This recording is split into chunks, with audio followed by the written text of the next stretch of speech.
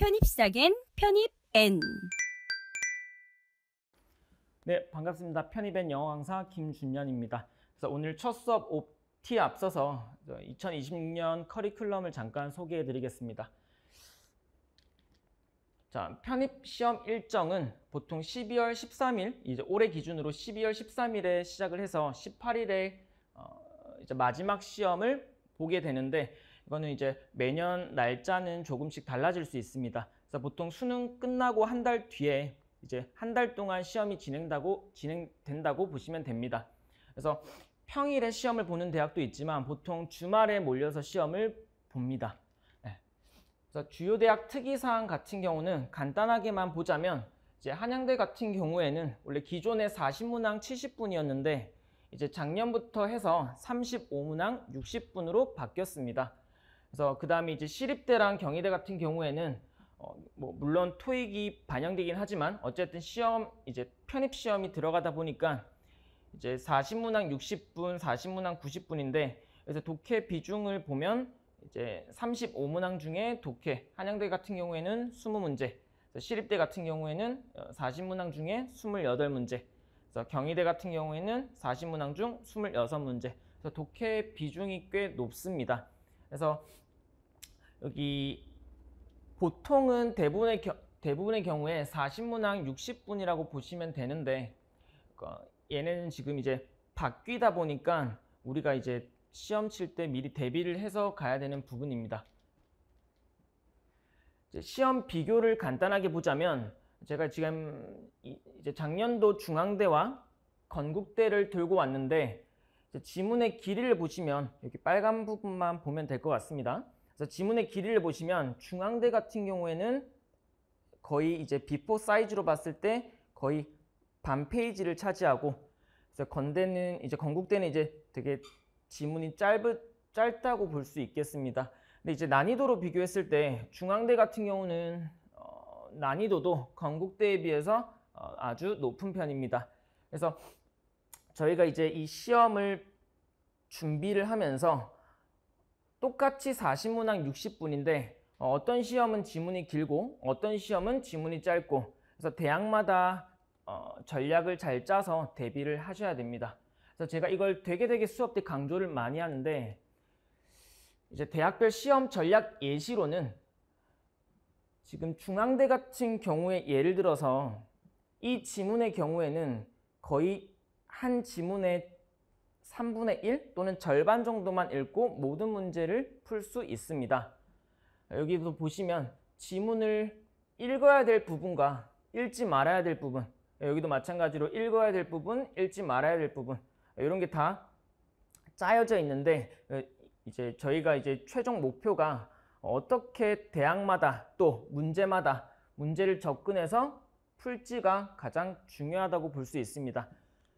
그래서 제가 이제 수업의 최종 목표는, 첫 번째는 시험에서 요구하는 사고력을 이제 1년 동안 계속 연습을 해야 되고, 그 다음에 어떤 지문이든 간에 아무리 어려운 지문이 나와도 간단하게 푸는 방법을 익히셔야 됩니다. 이제 그거는 이제 수업 때 이제 1년 동안 계속 설명을 드릴 거고, 이제 이거 3번이랑 이제 연관이 있는데, 이제 시간 안에 푸는 풀이법을 터득하셔야 됩니다. 물론 수업 때 나가겠지만, 이제 많은 수험생들이 이제 오해하는 부분이, 지문이 길다고 해서 이렇게 처음부터 끝까지 무작정 읽고 푼다, 또 시간 안에 맞춰 풀기 위해서 빨리 읽는다 라는 게 가장 큰 오해이자 잘못된 접근 방법인데,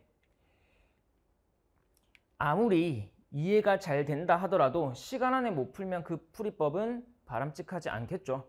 그래서 제가 이제 이 세 가지를 1년 내내 계속 강조를 할 겁니다.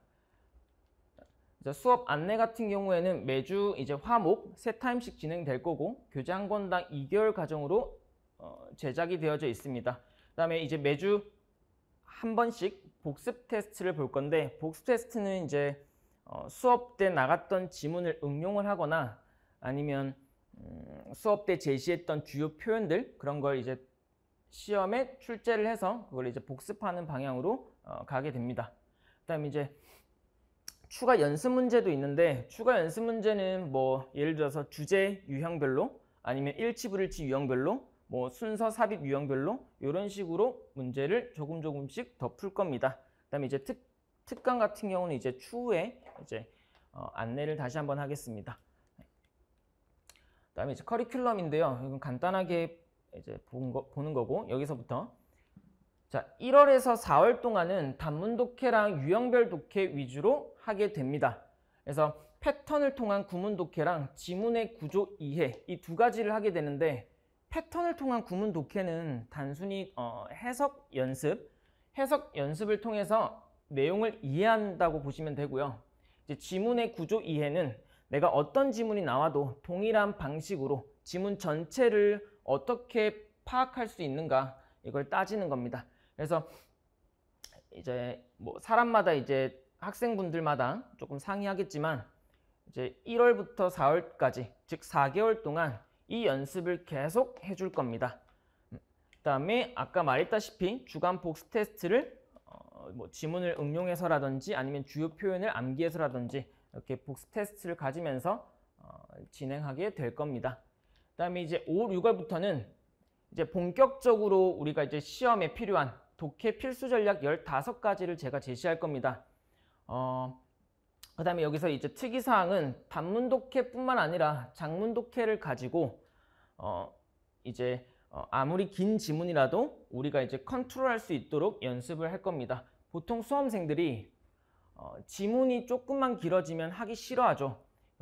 왜 하기 싫어하냐면 내용을 기억을 못하고 또 이해도 못하고 너무 길다 보니까 너무 부담감에 이제 보통 여기서 이제 많이 힘들어하는 친구들이 있는데 그래서 제가 독해 필수 전략 15가지를 통해서 장문 독해에 적응할 수 있도록 도와드릴 겁니다.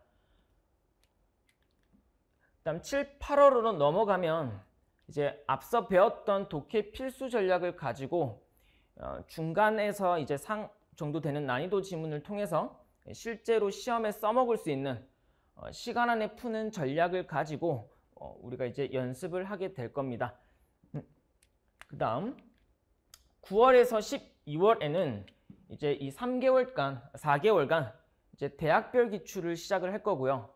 이제 서성함부터 주요 대학 3개년치는 꼭 우리가 대비를 할 겁니다. 그래서 마찬가지로 계속 시험장 가는 날까지 시간 안에 푸는 전략을 연습하고 또 대학별마다 아까 중앙대랑 건대랑 비교했듯이 어떤 대학은 이런 전략이 필요하고 또 어떤 대학은 이런 전략이 필요하기 때문에 그래서 대학별로 전략을 잘 준비하게 될 겁니다.